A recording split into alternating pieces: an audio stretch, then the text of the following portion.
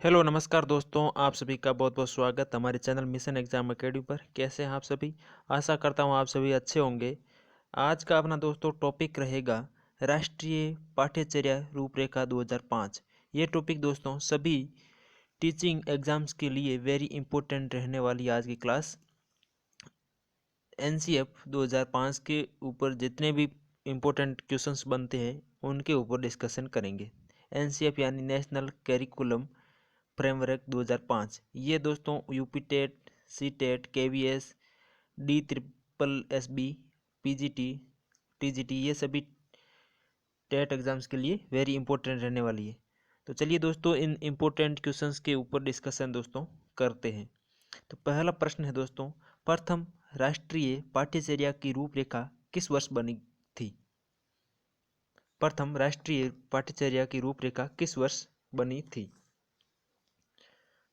अगर दोस्तों इन क्वेश्चंस के आपको भी आंसर आ रहे हैं तो आप भी साथ साथ में कमेंट बॉक्स में आंसर दे सकते हैं। तो सही आंसर यहाँ पे रहेगा 1975। प्रथम राष्ट्रीय पाठ्यचर्या की रूपरेखा बनी थी 1975 में। इसका राइट आंसर हो जाएगा दोस्तों ऑप्शन नंबर बी। अगला प्रश्न है, एनसीएफ का विस्तारित रूप क्या है? National class framework, national program of framework, national curriculum framework या इनमें से कोई नहीं। तो सही आंसर क्वेश्चन नंबर सेकंड का यहाँ पे रहेगा दोस्तों option number C, national curriculum framework. Option number C इसका राइट हो जाएगा, national curriculum framework. Option number C इसका सही रहेगा। नेक्स्ट प्रश्न है, एनसीईआरटी द्वारा राष्ट्रीय पाठ्यचर्या की रूपरेखा 2000 को संशोधित करने का निर्णय किस वर्ष लिया गया? एनसीईआरटी द्वारा राष्ट्रीय पाठ्यचर्या की रूपरेखा 2000 को संशोधित करने का निर्णय किस वर्ष लिया गया?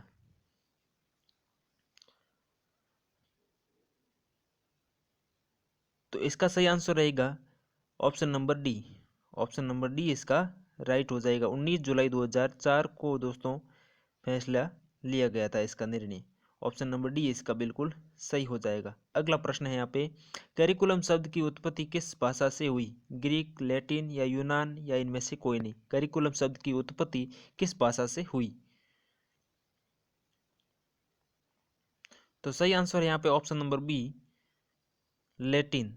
ऑप्शन नंबर बी इसका बिल्कुल सही हो जाएगा, फोर्थ का ऑप्शन बी।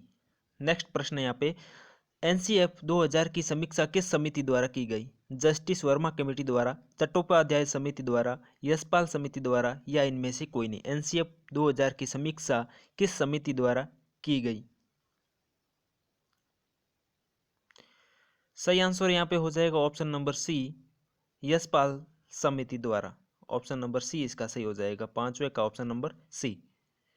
अगला प्रश्न, एनसीएफ 2005 के अनुसार अध्यापक की भूमिका है प्रभावी मूल्यांकन, शैक्षिक लक्ष्यों की प्राप्ति, शिक्षण प्रक्रिया को प्रभावी बनाना या उपरोक्त सभी। इसका आंसर करें दोस्तों। एनसीएफ 2005 के अनुसार अध्यापक की भूमिका है, सिंपल क्वेश्चन है, सही आंसर रहेगा दोस्तों ऑप्शन नंबर यहाँ पे डी, उपरोक्त सभी। ये सभी दोस्तों अध्यापक की भूमिका है, प्रभावी मूल्यांकन, शैक्षिक लक्ष्यों की प्राप्ति, शिक्षण प्रक्रिया को प्रभावी बनाना। इसका ऑप्शन नंबर डी बिल्कुल यहाँ पे सही रहेगा। अगला प्रश्न, स्कूली गणित शिक्षा की समस्या है, बच बहुत से बच्चे गणित से डरते हैं, अध्यापकों में आत्मविश्वास व तैयारी की कमी, पाठ्यचर्या प्रतिभाशाली बालकों के लिए कोई चुनौती नहीं या उपरोक्त सभी। कौन कौन सी समस्या है गणित की शिक्षा से संबंधित? सही आंसर रहेगा ऑप्शन नंबर डी रहेगा यहाँ पे, ये तीनों सही है।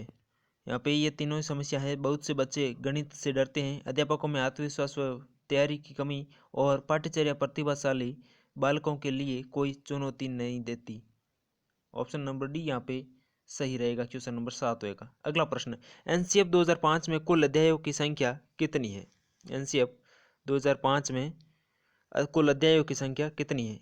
1, 2, 4 या 5?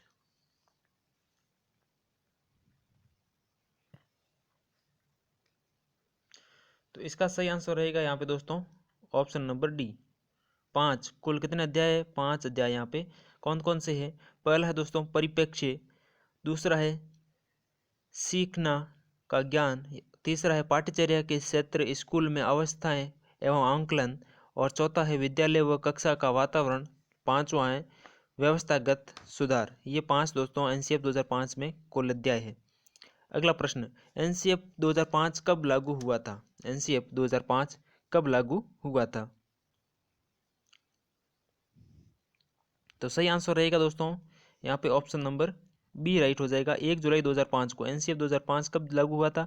1 जुलाई 2005 को। ऑप्शन नंबर बी यहाँ पे बिल्कुल सही हो जाएगा। एनसीएफ कब लागू हुआ? 1 जुलाई 2005। अगला प्रश्न है, राष्ट्रीय पाठ्यचर्या रूपरेखा 2005 में निम्नलिखित में से किस परीक्षा संबंधी सुधारों को सुझाया गया है? कक्षा 10 की परीक्षा ऐच्छिक हो, शिक्षा के विभिन्न अवस्थाओं पर राज्य स्तरीय परीक्षा संचालन, तीसरा है प्रतियोगी परीक्षा प्रवेश परीक्षा को ऐच्छिक या उपरोक्त सभी।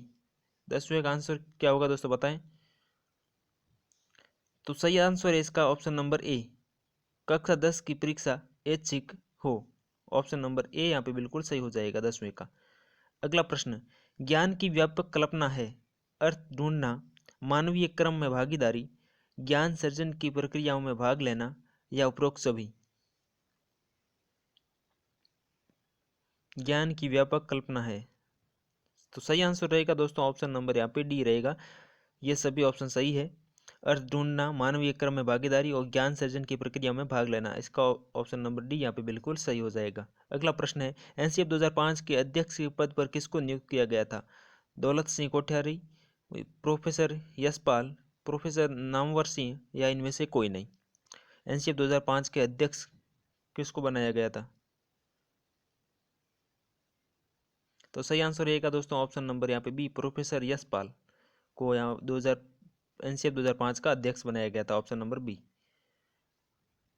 नेक्स्ट प्रश्न है, राष्ट्रीय पाठ्यचर्या की रूपरेखा के दिशा निर्देश के अंतर्गत आता है परीक्षा को अपेक्षाकृत सरल बनाना, पढ़ाई रटन प्रणाली से मुक्त हो, ज्ञान को स्कूल के बाहर ही जीवन से जोड़ना, या उपरोक्त सभी। तो इसका सही आंसर रहेगा ऑप्शन नंबर डी, उपरोक्त सभी। ऑप्शन नंबर डी इसका बिल्कुल सही हो जाएगा। परीक्षा को अपेक्षाकृत सरल बनाना और पढ़ाई रटन प्रणाली से मुक्त हो और ज्ञान को स्कूल के बाहरी जीवन से जोड़ना, इसका सही आंसर रहेगा ऑप्शन नंबर डी। नेक्स्ट प्रश्न है, एनसीएफ 2005 के अनुसार सीखना एक है ज्ञान अवरुद्ध करने की प्रक्रिया, सीखना व्यक्ति ज्ञान के निर्माण की प्रक्रिया, ज्ञान के निर्माण की प्रक्रिया, या इनमें से कोई नहीं।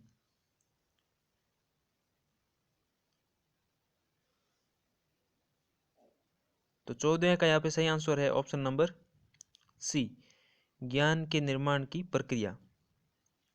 ऑप्शन नंबर सी इसका 14 का बिल्कुल सही हो जाएगा। अगला प्रश्न, एनसीएफ 2005 के 5 मार्गदर्शक सिद्धांत कौन कौन से हैं? तो बता दो दोस्तों, एनसीएफ 2005 के 5 मार्गदर्शक सिद्धांत कौन कौन से हैं? पहला है दोस्तों ज्ञान को विद्यालय के बाहरी जीवन से जोड़ना, दूसरा है पढ़ाई रटन प्रणाली से मुक्त हो, तीसरा है दोस्तों पाठ्यचर्या का इस तरह का समर्थन होगी वह बच्चों को चहुमुखी विकास मुहैया कराए, और चौथा है परीक्षा को अपेक्षाकृत अधिक लचीला बनाना और कक्षा को गतिविधियों से जोड़ना, पांचवा है एक अच्छी अधिभावी पहचान का विकास जिससे प्रजातांत्रिक राज्य व्यवस्था के अंतर्गत राष्ट्रीय चिंताएं हो। ये दोस्तों 5 मार्गदर्शक सिद्धांत है। अगला प्रश्न है, एनसीएफ 2005 के अनुसार स्कूल स्तर पर भाषा का शिक्षण चिंता का कारण किस विषय के अध्यापक का होना चाहिए? विज्ञान अध्यापक, भाषा अध्यापक, गणित अध्यापक, या उपरोक्त सभी।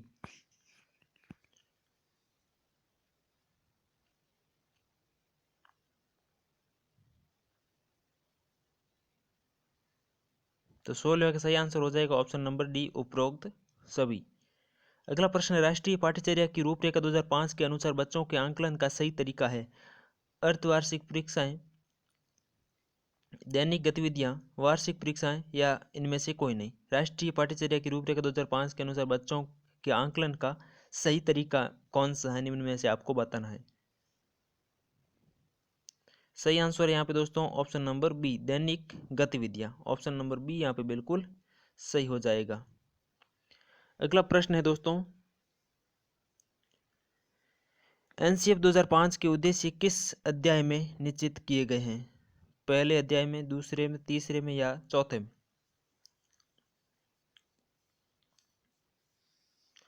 तो इसका सही आंसर रहेगा ऑप्शन नंबर बी, यहाँ पे बिल्कुल सही हो जाएगा। अध्याय सेकंड में दोस्तों एनसीएफ के उद्देश्य निश्चित किए गए हैं। अगला प्रश्न है, एनसीएफ 2005 में प्राथमिक स्तर के बच्चों को पढ़ाने की किस विधि पर बल दिया गया है? निगमन विधि पर, अन्वेषण विधि पर, खेल विधि पर या इनमें से कोई नहीं?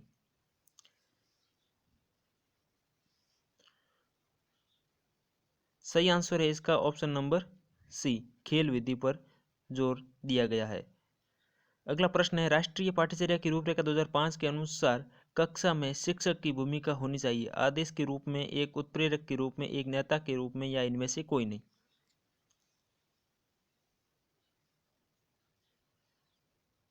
तो सही आंसर रहेगा ऑप्शन नंबर बी, एक उत्प्रेरक के रूप में। नेक्स्ट प्रश्न है, राष्ट्रीय पाठ्यचर्या की रूपरेखा 2005 के अनुसार गणित शिक्षण का मुख्य उद्देश्य है बच्चों का स्वयोगात्मक विकास करना, बच्चों को अंकगणित का ज्ञान देना, बच्चों की तार्किक चिंतन तथा समस्या समाधान योग्यता को विकसित करना या बच्चों को गणित के प्रति रुचि पैदा करना?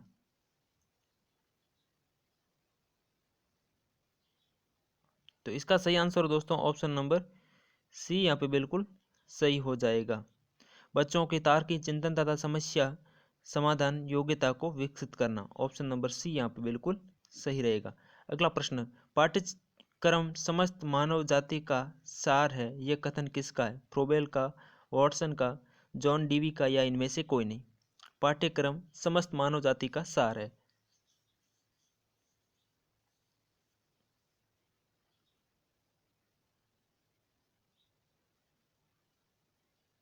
तो सही आंसर रहेगा दोस्तों ऑप्शन नंबर यहाँ पे ए, फ्रोबेल का ये कथन है, ऑप्शन नंबर ए। अगला प्रश्न है, एनसीएफ 2005 का प्रारंभ रविंद्रनाथ टैगोर की किस निबंध से होती है? सभ्यता में प्रकृति, सभ्यता और प्रगति, सभ्यता की प्रगति या इनमें से कोई नहीं? तो सही आंसर रहेगा दोस्तों ऑप्शन नंबर यहाँ पे बी। दोस्तों ऐसे आपको कंफ्यूजन करने के लिए ऑप्शन दिए जा सकते हैं, जिसमें आपको ध्यान रखना है एनसीएफ 2005 का प्रारंभ रविंद्रनाथ टैगोर की सभ्यता और प्रगति के निबंध से होती है, ऑप्शन नंबर बी यहाँ पे बिल्कुल सही हो जाएगा। अगला प्रश्न है, स्कूली शिक्षा का अब तक का नवीनतम राष्ट्रीय दस्तावेज है सर्व शिक्षा अभियान, आरटीई 2009, ए व बी दोनों या एनसीएफ 2005?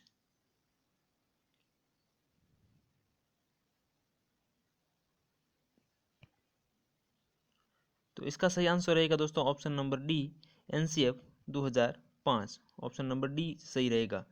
अगला प्रश्न है, एनसीएफ 2005 में कला शिक्षा को विद्यालय में जोड़ने का उद्देश्य है सांस्कृतिक विरासत की प्रशंसा करना, छात्रों के व्यक्तित्व और मानसिक स्वास्थ्य को विकसित करना या ए व बी दोनों या इनमें से कोई नहीं?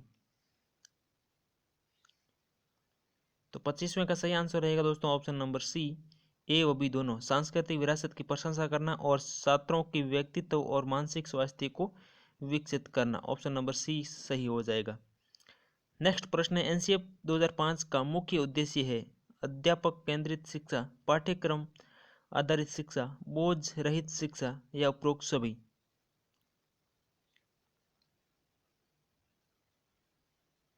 सही आंसर रहेगा दोस्तों ऑप्शन नंबर सी, बोझ रहित शिक्षा। इसका दोस्तों एनसीएफ 2005 का मुख्य उद्देश्य है।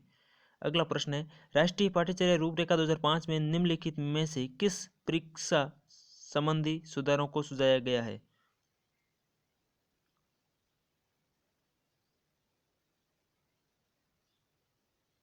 तो ये दोस्तों क्वेश्चन अभी रिपीट हुआ है, तो सही आंसर यहाँ पे रहेगा ऑप्शन नंबर बी, कक्षा 10 की परीक्षा ऐच्छिक हो।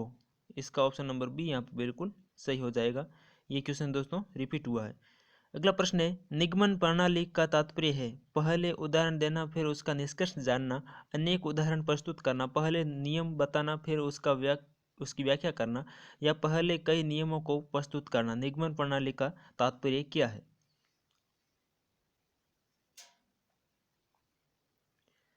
तो इसका सही आंसर है ऑप्शन नंबर सी, पहले नियम बताना फिर उसकी व्याख्या करना। ऑप्शन नंबर सी इसका बिल्कुल सही हो जाएगा। अगला प्रश्न है, भारत का भविष्य उसकी कक्षाओं में निर्मित हो रहा है, यह मत किस आयोग का है? मुदालियर आयोग का, कोठारी शिक्षा आयोग का, डॉक्टर राधाकृष्णन आयोग का, या चट्टोपाध्याय आयोग का? भारत का भविष्य उसकी कक्षाओं में निर्मित हो रहा है, यह कथन किस आयोग का है? वेरी इंपॉर्टेंट क्वेश्चन दोस्तों ये।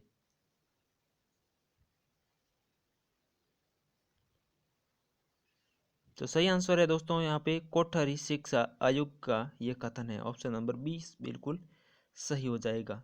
नेक्स्ट प्रश्न, राष्ट्रीय पाठ्यचर्या की रूपरेखा 2005 के अनुसार गणित शिक्षण होनी चाहिए शिक्षण केंद्रित, कक्षा केंद्रित, पाठ्य पुस्तक केंद्रित, या बाल केंद्रित?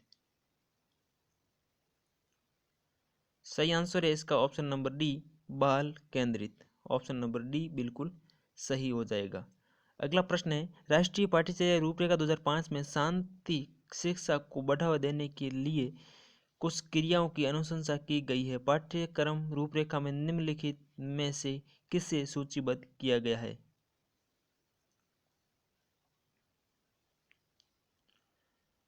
क्वेश्चन थोड़ा बड़ा है दोस्तों। तो ऑप्शन है, नैतिक शिक्षा को पढ़ाया जाए, शांति शिक्षा को एक अलग विषय के रूप में पढ़ाया जाए, शांति शिक्षा को पाठ्यक्रम सम्मिलित किया जाए, या महिलाओं के प्रति आदर एवं जिम्मेदारी का दृष्टिकोण विकसित करने के लिए पाठ्यक्रम आयोजित किए जाए। तो इसका सही आंसर है दोस्तों ऑप्शन नंबर डी, महिलाओं के प्रति आदर एवं जिम्मेदारी का दृष्टिकोण विकसित करने के लिए पाठ्यक्रम आयोजित किए जाए। ऑप्शन नंबर डी सही हो जाएगा। Option number D. अगला प्रश्न है, राष्ट्रीय पाठ्यचर्या के अनुसार पाठ्यक्रम निर्माण का सबसे उपयुक्त सिद्धांत है? बाल केंद्रीयता का सिद्धांत, लचीला पाठ्यक्रम, क्रियाशीलता का सिद्धांत, या उपरोक्त सभी? राष्ट्रीय पाठ्यचर्या के अनुसार पाठ्यक्रम निर्माण का सबसे उपयुक्त सिद्धांत है?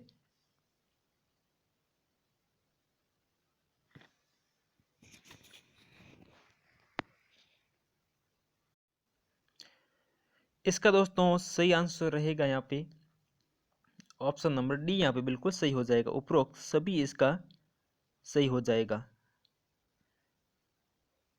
नेक्स्ट प्रश्न है दोस्तों, राष्ट्रीय पाठ्यचर्या की रूपरेखा 2005 का मानना है कि पाठ्य पुस्तकों को एक माध्यम के रूप में देखा जाना चाहिए, समाज के स्वीकृत मूल्यों को लागू करना, परीक्षा उत्तीर्ण करने के लिए, या प्रमुख वर्ग द्वारा स्वीकार की गई जानकारी को पार करने के लिए, या इनमें से कोई नहीं?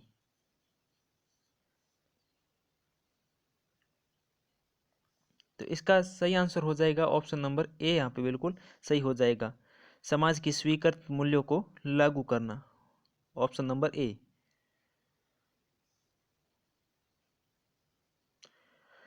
नेक्स्ट प्रश्न है यहाँ पे दोस्तों, राष्ट्रीय पाठ्यचर्या की रूपरेखा 2005 के आधारभूत सिद्धांतों में निम्नलिखित में से कौन सा भाग सम्मिलित नहीं है?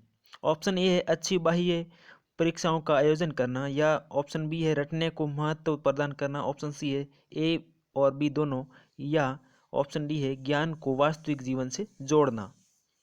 राष्ट्रीय पाठ्यचर्या की रूपरेखा 2005 के आधारभूत सिद्धांतों में निम्नलिखित में से कौन सा भाग सम्मिलित नहीं है? आपसे पूछा गया है। यहाँ पे दोस्तों क्वेश्चन ध्यान से हमेशा पढ़ना चाहिए। ऑप्शन में कई बार क्वेश्चन ध्यान से नहीं पढ़ने के कारण अपना प्रश्न गलत हो जाता है। तो यहाँ पे पूछा है कौन सा सम्मिलित नहीं है, यहाँ पूछा गया है। तो ऑप्शन यहाँ पे बी सही है। यहाँ पे रटने को महत्व प्रदान करना, ये दोस्तों इसका भाग नहीं है। Option number B. नेक्स्ट प्रश्न है, निम्नलिखित में से कौन सा सिद्धांत शिक्षण साधनों के चयन में मार्गदर्शक नहीं है? भौतिक नियंत्रण का सिद्धांत, उद्देश्यों की पूर्ति का सिद्धांत, संसाधनों के प्राप्त होने का सिद्धांत, विद्यार्थी केंद्रीयता का सिद्धांत। इनमें दोस्तों कौन सा मार्गदर्शक नहीं है? क्वेश्चन नंबर 35 का आंसर दें। तो सही आंसर यहाँ पे दोस्तों ऑप्शन नंबर ए, भौतिक नियंत्रण का सिद्धांत इसमें सम्मिलित नहीं है। ऑप्शन ए राइट हो जाएगा।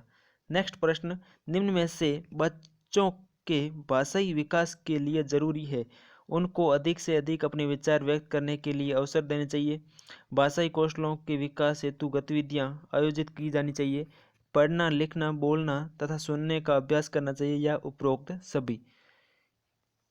इसका सही आंसर हो जाएगा उपरोक्त सभी। ऑप्शन नंबर डी यहाँ पे बिल्कुल सही हो जाएगा। Option number D. अगला प्रश्न है, विद्यार्थी की ज्ञान की जानकारी समझ और दक्षता के विकास का मूल्यांकन कब किया जाना चाहिए? इकाई के शिक्षण से पूर्व, इकाई के मध्य में, या इकाई के शिक्षण के बाद, या इनमें से कोई नहीं। विद्यार्थी की ज्ञान की जानकारी समझ और दक्षता के विकास का मूल्यांकन कब किया जाना चाहिए?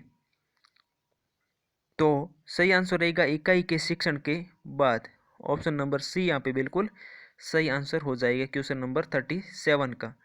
अगला प्रश्न है, बच्चे का अधिगम प्राप्ति के लिए प्राथमिक संदर्भ होता है बच्चे का स्थानीय वातावरण, बच्चे का समुदाय, एवं भी दोनों, या विद्यालय का वातावरण। बच्चे का अधिगम प्राप्ति के लिए प्राथमिक संदर्भ होता है। तो सही आंसर है दोस्तों प्राथमिक संदर्भ कौन सा होता है? तो ए व बी दोनों, बच्चे का स्थानीय वातावरण और बच्चे का समुदाय। Option number C right answer हो जाएगा। नेक्स्ट प्रश्न है, एनसीईआरटी जोर देती है बाल केंद्रित शिक्षा पर, अध्यापक केंद्रित शिक्षा पर, समाज आधारित शिक्षा पर, या व्यक्ति आधारित शिक्षा पर? Question number 39। तो सही आंसर है यहाँ पे ऑप्शन नंबर ए, बाल केंद्रित शिक्षा पर एनसीईआरटी जोर देती है। Option number A. अगला प्रश्न है, एनसीएफ 2005 बल देती है रटने पर, करके सीखने पर, समस्या हल करने पर, या उपरोक्त सभी? एनसीएफ 2005 बल देती है। तो एनसीएफ दोस्तों 2005 बल देती है करके सीखने पर। ऑप्शन नंबर बी इसका बिल्कुल सही आंसर हो जाएगा। Option number B. तो ये थे दोस्तों आज के एनसीएफ 2005 से संबंधित 40 प्रश्न। इन 40 प्रश्न में से आपके कितने सही प्रश्न हुए हैं, तो ये भी दोस्तों स्कोर अपना कमेंट बॉक्स में ज़रूर दीजिएगा। और आपको हमारा कंटेंट पसंद आया कि नहीं आया, कैसा लगा, तो इसका भी दोस्तों एनालिसिस कमेंट बॉक्स में ज़रूर लिखिएगा। तो चलिए दोस्तों मिलते हैं नेक्स्ट वीडियो में, तब तक के लिए अपना ध्यान रखिए। और हाँ, अपना वीडियो पसंद आया तो लाइक ज़रूर कीजिएगा, और चैनल पे दोस्तों नए हो तो चैनल को सब्सक्राइब कर लेना, और बेल आइकन को दोस्तों ज़रूर प्रेस कर लेना, जिससे आने वाले सभी वीडियोस की नोटिफिकेशन आपको समय पर मिलती रहे। और वीडियो को फेसबुक, व्हाट्सएप, इंस्टाग्राम, टेलीग्राम पर शेयर दोस्तों ज़रूर कीजिएगा। तो मिलते हैं नेक्स्ट वीडियो में, तब तक के लिए जय हिंद, वंदे मातरम।